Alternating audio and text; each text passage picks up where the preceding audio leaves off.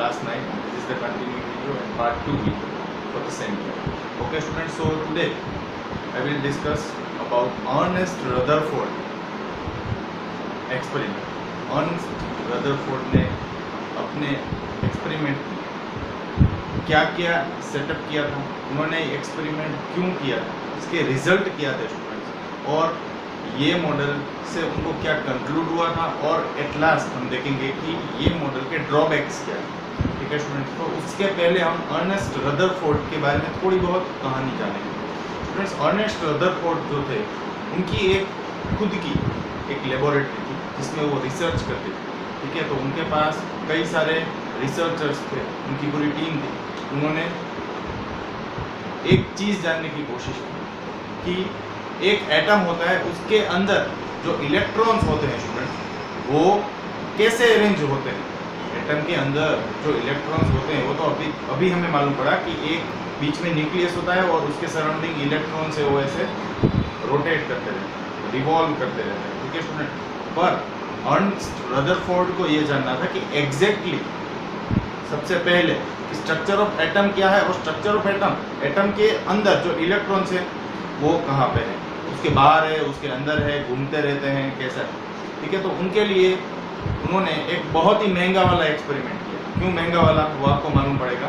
So let us try to understand the experimental setup and assumption of Ernest Rutherford experiment. ठीक है students, हम experimental setup और उनके assumptions क्या थे वो डिस्कस करेंगे। तो सबसे पहला पॉइंट स्टूडेंट्स, उन्होंने गोल्ड फॉइल लिया था। क्या लिया था? He took gold foil which was about 1000 atoms thick. How many atoms students? 1000 atoms thick. Gold foil लिया उन्होंने।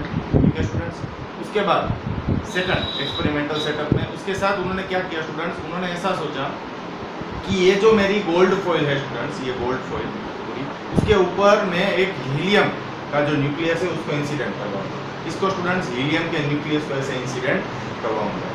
ठीक है स्टूडेंट्स, तो हीलियम का जो न्यूक्लियस है, मतलब कि हीलियम का जो एटॉमिक मास है वो 4u होता है, क्योंकि उसका एटॉमिक नंबर है 2। तो 2 प्रोटॉन और 2 इलेक्ट्रॉन दोनों को मिक्स करके स्टूडेंट्स जो बनता है वो होता है 4u। तो उन्होंने ऐसे सोचा स्टूडेंट्स, डबली चार्ज्ड अल्फा पार्टिकल्स, मतलब कि हीलियम एटम को मैं एक साइड से इंसिडेंट करवाऊंगा गोल्ड फॉइल के ऊपर। तो गोल्ड फॉइल है वो 1000 एटम ठीक है। तो स्टूडेंट्स, ये दोनों पॉइंट से आपको ये तो कंक्लूड हो गया होगा कि एक्सपेरिमेंटल सेटअप बहुत ही महंगा है, क्योंकि गोल्ड की फॉइल यूज की और वो 1000 एटम ठीक है। अब हम थर्ड पॉइंट के ऊपर आते हैं स्टूडेंट्स। उन्होंने ऐसा पहले से एज्यूम किया था कि जब मैं हीलियम को इंसिडेंट करवाऊंगा गोल्ड फॉइल के साथ तो वो कम डिफ्लेक्ट होगा, मतलब कि वो अपना रास्ता चेंज करेगा पर कम एंगल से वो चेंज करेगा। मतलब उनकी ये एजम्पशन थी कि अगर हीलियम पार्टिकल है वो गोल्ड के एटम के साथ टच करेगा या स्ट्राइक करेगा तो वो डिफ्लेक्ट तो होगा, पर बहुत ही छोटे से एंगल से वो डिफ्लेक्ट होगा।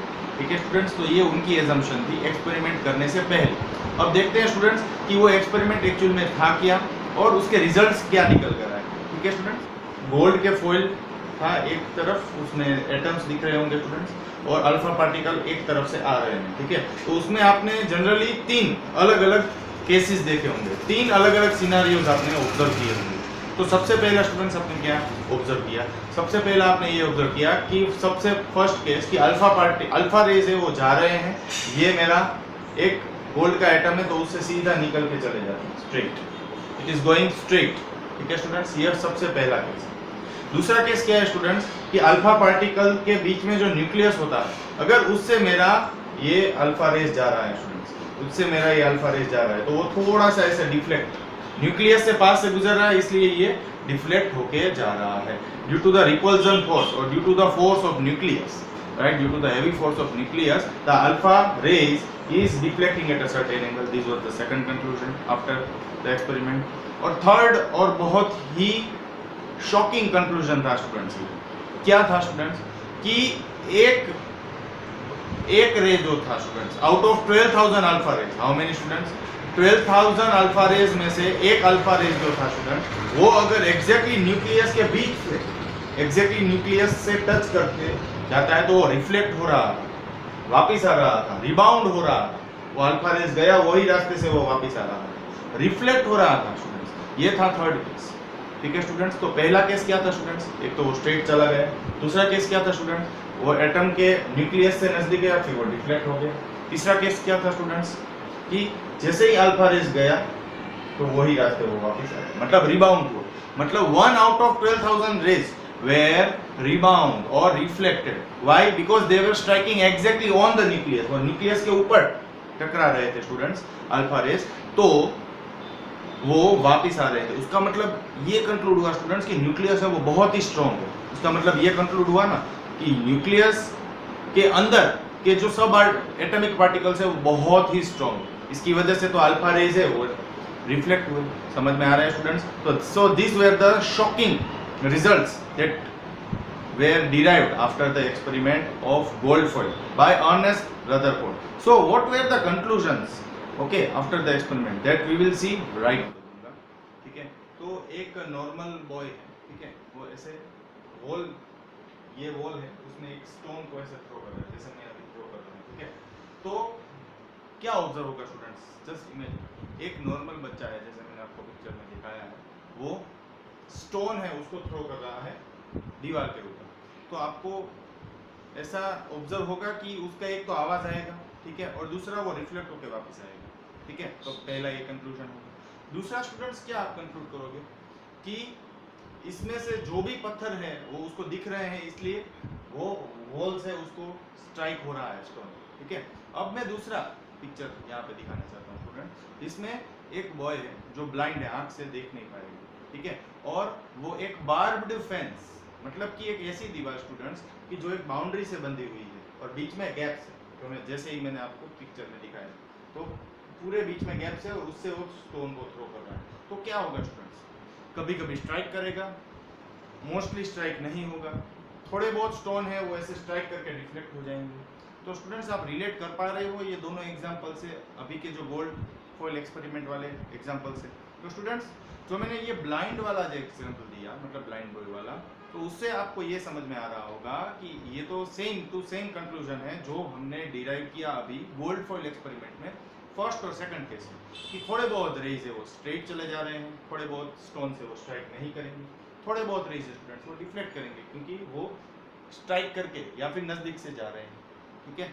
और जो हमारा पहला एग्जाम्पल था जिसमें एक नॉर्मल बॉय है वो स्टोन थ्रो कर रहा है वॉल के ऊपर, वो किससे आप रिलेट कर पाओगे स्टूडेंट्स, जो थर्ड कंक्लूजन या फिर थर्ड रिजल्ट निकल के आया था उससे आप रिलेट कर पाओगे, ठीक है स्टूडेंट। तो इससे कई सारे कंक्लूजन्स निकले थे स्टूडेंट्स कि पूरे एटम में स्टूडेंट्स, पूरे एटम में कई सारी स्पेस है वो एम्प्टी होती है, ठीक है, कई सारी। There is a large space in an atom which is empty. That's why the alpha rays is passing without any deflection. This was the first conclusion that was derived from this Goldfoil experiment. पूरे atom में students बहुत ज्यादा space ऐसी है कि जिसमें कुछ है ही नहीं, वो वैकेंट है, एम्प्टी है, इसलिए वो अल्फा रेज जा रहे हैं तो उसमें कोई एक्शन हो नहीं रहा है, सीधे स्ट्रेट पास होकर जा रहा है, ठीक है स्टूडेंट्स। अब हम उसके सेकंड कंक्लूजन के ऊपर आ रहे हैं। Second conclusion, very few particles were deflected when they were passing through or around the nucleus, उसके आसपास से पास होके जा रहे हैं, तब वो थोड़े बहुत जो पार्टिकल्स थे स्टूडेंट्स वो डिफ्लेक्ट हो गए, ठीक है students, indicating that positive charge occupies a very little space. इससे क्या इंडिकेट हुआ स्टूडेंट्स कि पॉजिटिव जो चार्ज है वो पूरे एटम में बहुत ही छोटा सा, ये पूरा अगर एटम है, ठीक है, तो उसमें पॉजिटिव चार्ज इतना ही है, पूरा ऐसा एटम तो पॉजिटिव चार्ज है वो बहुत छोटा है। स्टूडेंट्स मैं आपको एक आइडिया देता हूँ, अगर आप पूरे क्रिकेट के ग्राउंड को एक एटम की बाउंड्री समझते हो, क्रिकेट के ग्राउंड को एक एटम की बाउंड्री समझते हो, या एक पूरा एटम का सर्कमफेरेंस समझते हो, ठीक है, तो उसमें जो क्रिकेट बॉल है उसको मैं अगर पूरे ग्राउंड के सेंटर में रख दूँ, उतना ही न्यूक्लियस होता है, उतना ही न्यूक्लियस का साइज होता है। Now you can imagine that how an atom is bigger than that of nucleus, ठीक है स्टूडेंट। इसीलिए पॉजिटिव चार्ज है उसके वॉल्यूम, उसका स्पेस बहुत ही कम है, इसीलिए थोड़े बहुत ही अल्फा रेज है वो डिफ्लेक्ट हो रहे हैं, ठीक है स्टूडेंट्स। अब हम लास्ट कंक्लूजन में जाते हैं जिसमें एक अल्फा रेज जा रहा था और वो 180 डिग्री से वापस आया। उसका मतलब क्या हुआ students, out of every 12,000 alpha rays, when one alpha rays was rebound at an angle of 180 degree. That gives us an idea that mass of an atom or a positive charge of an atom or पूरे mass of atom is concentrated in a very less volume. That is nothing but a nucleus in which the proton resides inside it. समझ में आ रहा है students? तो आपको तीसरे conclusion क्या समझ में आया कि 1 out of every 12,000 particles which were reflected or rebound indicates that whole mass of the atom is concentrated in very small volume. That is nothing but nucleus. That's why the alpha rays were rebound from the nucleus. Okay students, तो ये आपको सभी conclusions अच्छे से समझ में आ रहे होंगे. ठीक है, मैंने डायग्राम्स भी साइड में दिखाए हैं, आपको बहुत ही इजी रहेगा समझने के लिए. तो होपफुली आपको ये पूरा अर्न्स्ट रदरफोर्ड मॉडल है वो समझ में आ गया होगा स्टूडेंट्स. और इससे उन्होंने थोड़ा बहुत एस्टिमेट लगाया कि न्यूक्लियस कितना बड़ा होगा, एटम कितना बड़ा होगा, तो उसके बारे में आया अर्न्स्ट रदरफोर्ड को कि भाई जो रेडियस ऑफ न्यूक्लियस है वो 10⁵ टाइम्स, मतलब 1,00,000 गुना छोटा है. किसके रेडियस से? पूरे एटम के रेडियस से. जो एक न्यूक्लियस का रेडियस है स्टूडेंट्स, वो कितना छोटा है? पूरे एटम से वो 1,00,000 गुना छोटा है. So radius of nucleus is 1,00,000 time less than that of radius of atom. ठीक है स्टूडेंट्स, ये समझ में आ गया. तो इससे स्टूडेंट्स अर्न्स्ट रदरफोर्ड ने हमें क्या समझाया? What was the features of this experiment. तो सबसे पहला स्टूडेंट क्या था उसका फीचर कि whole mass of an atom is concentrated in a very small volume, that is nothing but a nucleus. Second students, electron revolve around the nucleus in a circular path.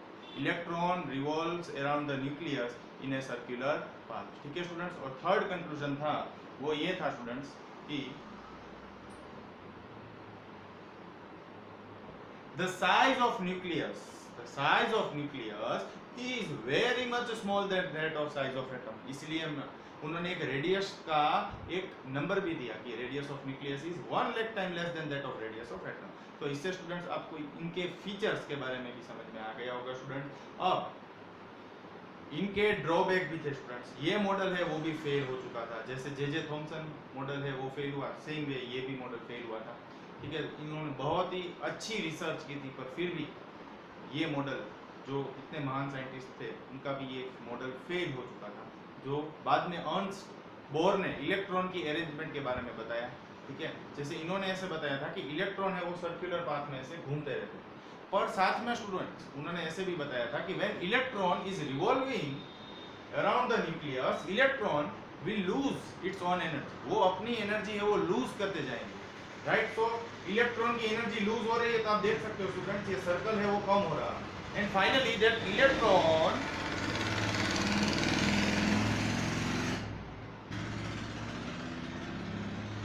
So what was the drawback of this model? He told that when electron is revolving around the nucleus, then it will lose energy. Students, कितनी energy lose करेगा? H into Planck's constant, H mu. ठीक है, ये आप 11th science में पढ़ोगे students.